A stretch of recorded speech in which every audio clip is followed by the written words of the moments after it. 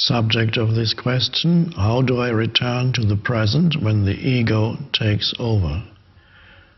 The question is, at times ego takes over and I know it has, but I cannot return to the present using your gateways. I can't even get some space to observe it. Is there another way?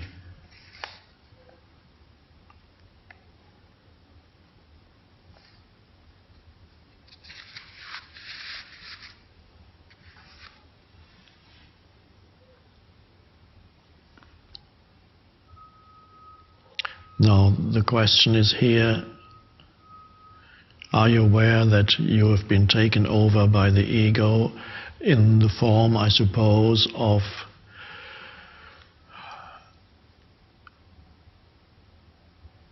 a strong mind movement that drags you along with it? Getting involved in some stream of thought?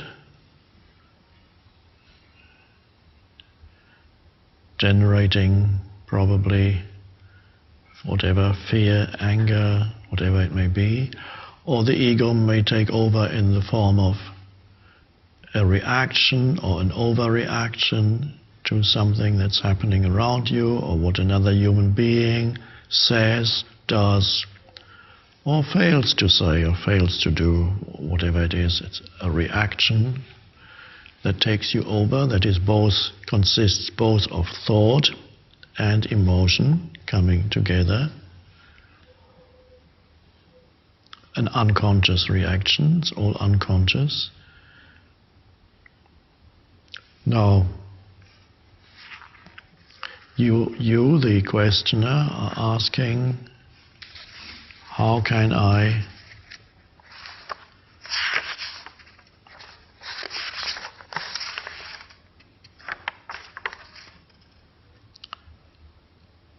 return to the present? I cannot seem to return to the present using your gateways. Now, it seems to, you say here that at times the ego takes over and I know it has, but I cannot return to the present using your gateways. That seems to imply that even while it's happening, you still know that that's happening. For many other people, what they experience is that they only become aware after that particular egoic reaction or that particular powerful mind stream has subsided, and then they regain, so to speak, some consciousness. And they look back and say, what was that all about? How could I do that? Or for hours I've been indulging in this thought about what I'm going to do to that person who insulted me, or whatever the stream of thought may be. Many people wake up afterwards and then say, oh, how could I have gone that, or how could I have reacted in such a way? It was so unnecessary, so absurd, so unconscious. But of course now it's too late. Of course it's too late. You can't undo that, but all you can do then is be present now. Don't judge yourself for something that you did in the past. There's no point. You would just add more thought identification and more unconsciousness again. When you judge your own unconsciousness, you get more of the same.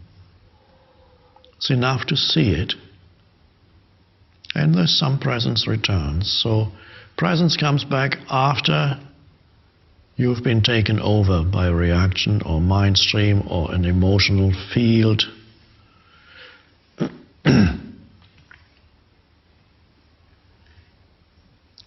Or it can be that you seem to imply in your question that you actually know what's happening in the middle of it, in the middle of the reaction, or in the middle of that thought stream. There's a tiny part of you perhaps that knows that you are getting lost in a thought stream or a reaction.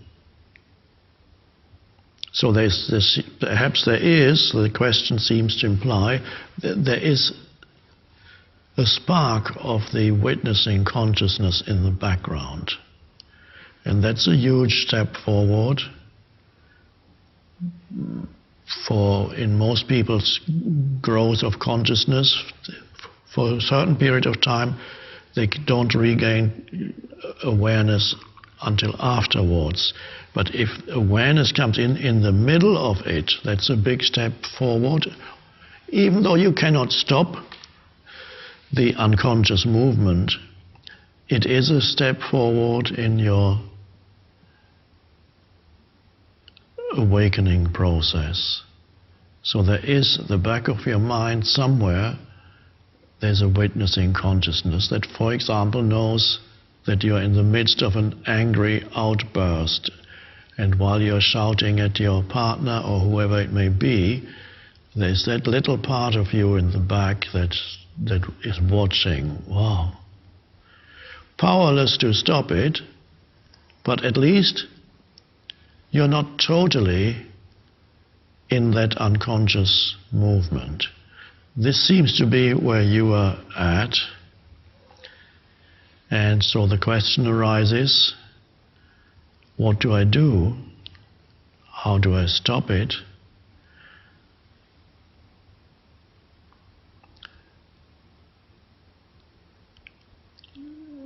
It is already a help to know what I just described. You may not have fully seen how it works, that when you are in the grip of unconsciousness and you know it as it's happening, so next time you observe yourself to see that's the case, then that knowing, when you acknowledge the knowing that's there in the background, then it tends to grow. So you acknowledge the knowing directly, and you can sense that part of you, so to speak, that's the light of consciousness. And then it grows.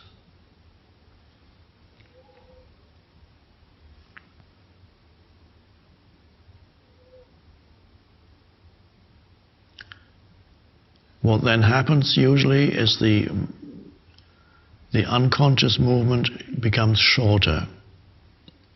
So instead of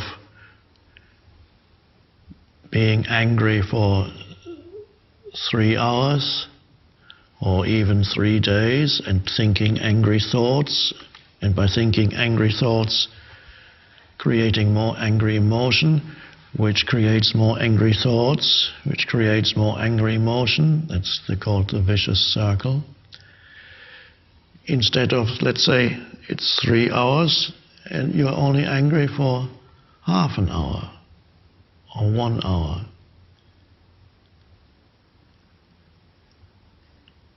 As the light of consciousness comes in, the periods of unconsciousness tend to become shorter.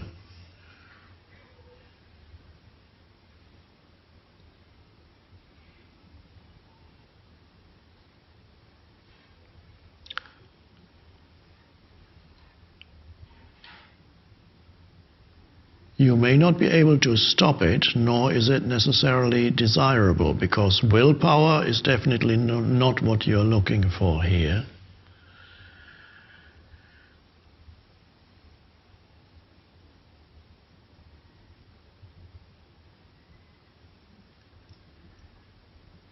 And then a day may come when you're able to observe the arising of a reaction or the beginning of a mind stream that wants to take you over, and you don't follow it, you don't go there, it wants to draw you in, but you're not being drawn into it.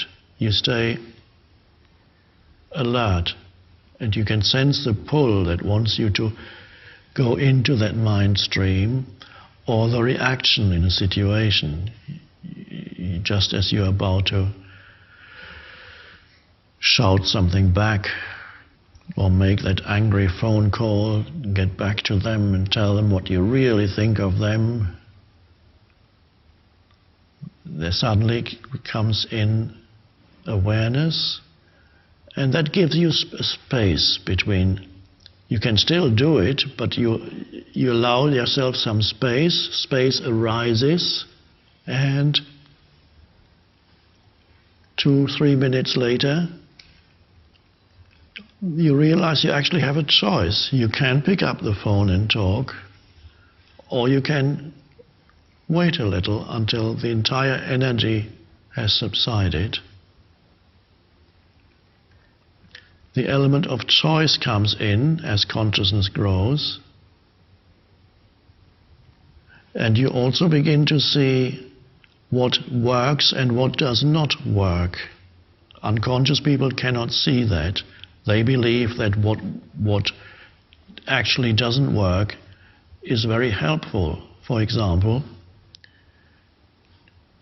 to lie awake at night worrying. If you're very unconscious, you believe that you're doing something that is absolutely necessary to keep your life going. You need to. And as consciousness comes in, you begin to see that what you have been indulging in unconsciously not only serves no purpose, no useful purpose, it also creates a very unpleasant energy field. And if you're present in the body, you can sense that there are many contractions in the body as a result of those thoughts. And if you do it for long enough, for a few years, it's much more likely that the body will manifest some illness. The body just cannot stand your mind anymore. It's a dreadful thing for a body which otherwise would work beautifully, governed by the overall intelligence of the body, the energy field, how the mind can interfere with that. So as you become conscious, you recognize how dysfunctional the unconscious states are. It's only from consciousness that you can see that. You also see the futility of reactivity in situations and relationships. Whereas before you thought your reaction was absolutely necessary and you really taught them a lesson this time. Of course you didn't. They haven't learned anything.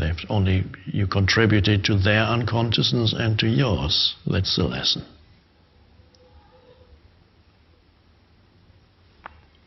So you see that the reactivity doesn't actually have a useful purpose at all. It creates more of the same, more conflict, more dysfunction. And so an element of choice comes in, where you can see, is that what I choose? Am I choosing even just a simple irritation? You're standing in a line at the bank or the supermarket, and the teller or the cashier seems to be so slow, and he or she talks to the people who come to her. She actually engages them in conversation. She says, "It's a nice day, isn't it?" And you get angry waiting there. Why is she talking to them? And you get more and more irritated. And almost the outburst is coming any moment. There's 2 people ahead of you and you're going to say something in a minute. And suddenly you realize what's happening, what you're doing. And then you have a choice. And the question there is, do I actually, by choice, do I enter this state of consciousness? Is that my choice? You're really asking a question, am I free? And then you see you are free. If enough consciousness is there, you're free. And you have a choice. And you can recognize dysfunction as dysfunction and then not go there. No suppression, transcending. You recognize dysfunction as dysfunction and don't go there.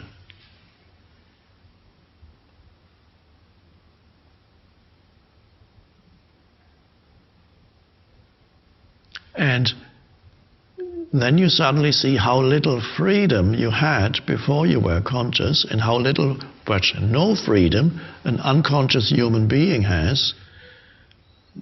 They think they are free, but they don't choose to be absolutely angry or irritated in that situation. It just happens to them. These are patterns that are built into them, become activated in certain situations, and they are acting out that. No choice whatsoever. And the fact that it's dysfunctional doesn't even occur to them. They are so identified with it that they become it.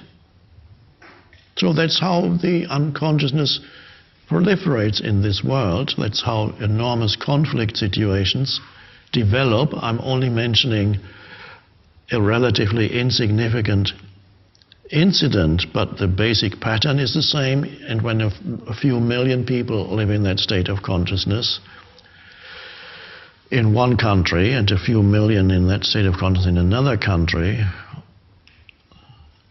then you have an enormous amount of conflict, up to physical conflict, war, and so on. So choice comes in as consciousness is there.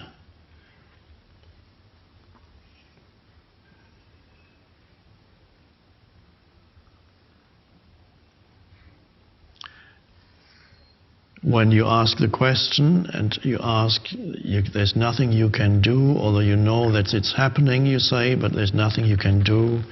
That may not be entirely the case. You have to look again more closely when it happens.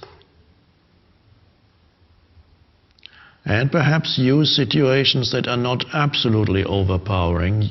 Begin working with minor situations and see that there is something you can do. Just the irritation, for example, I mentioned, you're standing in a lineup wherever and it's not moving, or it's moving very slowly, or the traffic jam, a minor situation, and realize that when the reaction comes and you know it's there, then you have a choice. And then you have the choice to actually use one of the gateways, as I sometimes describe it. You have the choice of following your thoughts to where they want to take you, into more dysfunctional thinking, or you have the choice of, for example, taking a few conscious breaths, so your conscious attention moves to the breath. Or you have the choice to feel the energy field in your entire body. You have that. Once you just need a small amount of awareness to know that. Or you have the choice to put your attention on sense perceptions and look at the tree and the sky and the people around you. Become present. Experiment with it. You probably have more choice already than you realize. Sometimes the thought comes into one's head, I can't be present now, but that may not be a true thought. It's the mind speaking.